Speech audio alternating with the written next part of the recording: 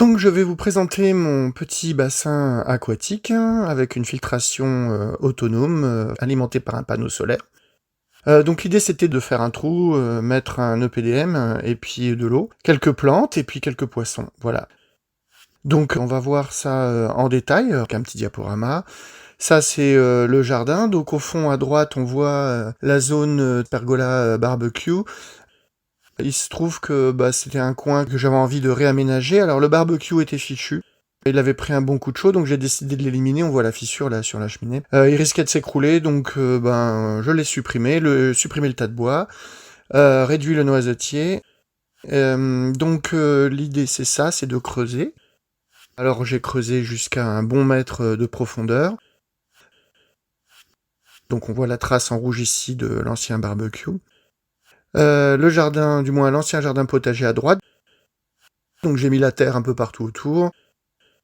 Et donc on voit ici la fosse, un bon mètre de profondeur avec une arrivée d'eau. J'avais pas du tout l'intention de laisser ce bassin comme ça se remplir tout seul avec une eau boueuse pleine de glaise, d'argile. Ce que j'ai fait, c'est que j'ai organisé ma préparation comme ça, c'est-à-dire vue de dessus à gauche et à droite vue en coupe. Donc il y a la fosse, jusqu'à un bon mètre, 1,10 m même de profondeur, où les poissons pourront se réfugier en hiver lorsqu'il gèlera.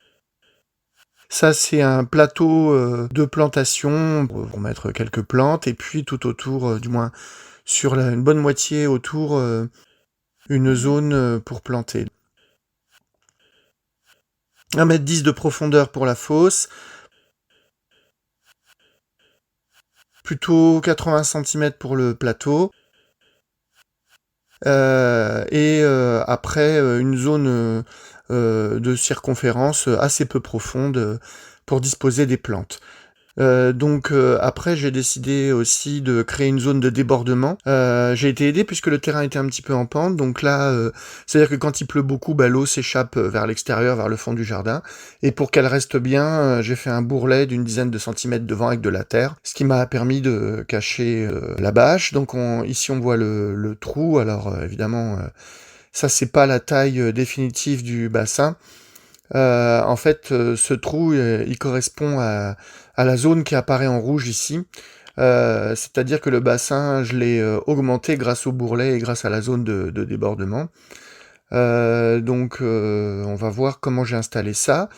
L'idée, c'était de creuser. Alors, un coup de pelle, un coup de sécateur à cause des racines.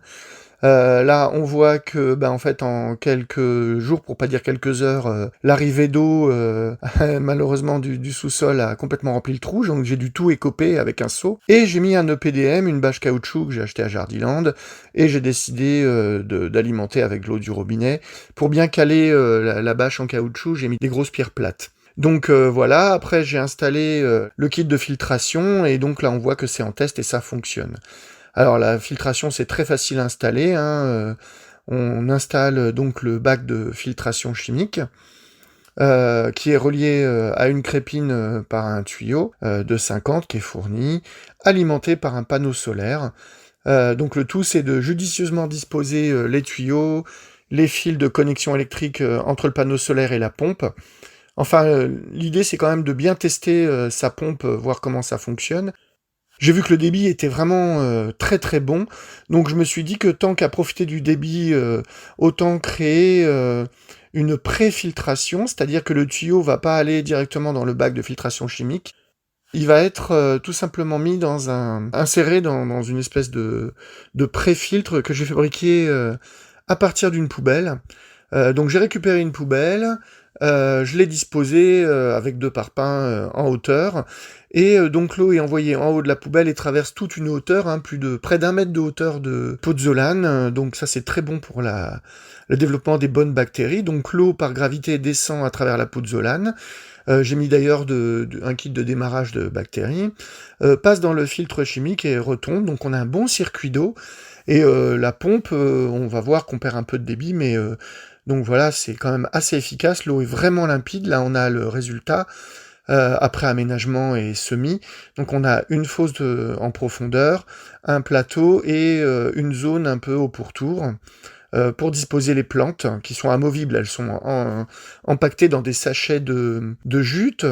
Donc là, devant, on voit qu'il y a un bourrelet recouvert de terre et de cailloux que j'ai engazonné en rouge. Au fond, la zone de débordement au niveau du carré de filtration. Alors le kit de filtration, il se compose de 3 éléments principaux. Évidemment, un panneau solaire qui alimente une pompe et un bac de filtration.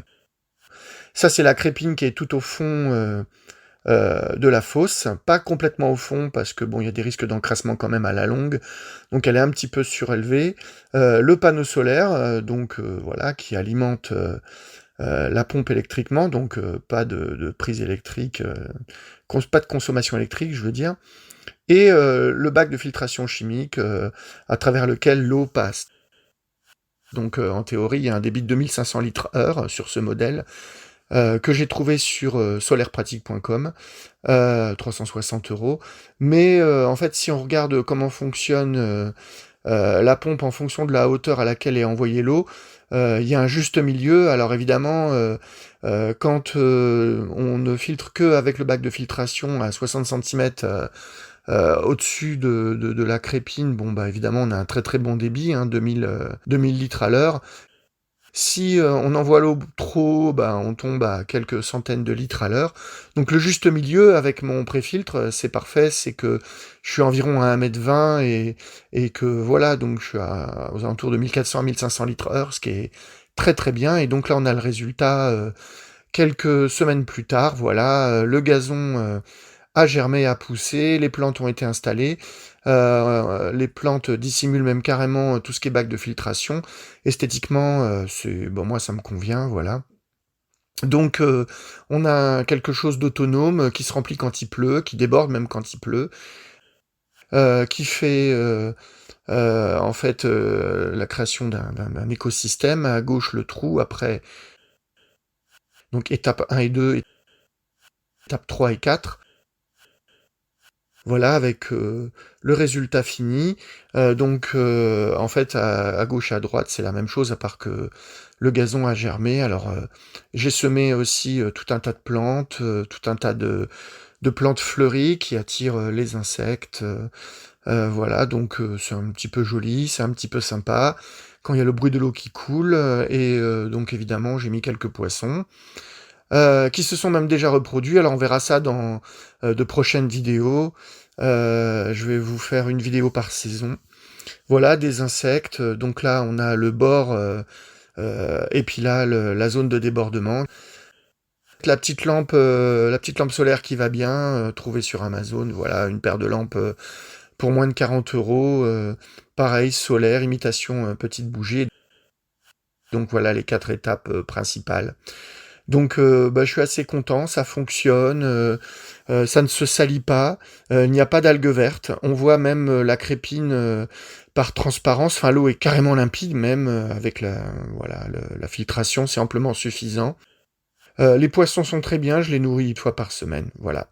Donc je vous donne rendez-vous pour des prochaines vidéos et vous verrez saison par saison ce que ça donne.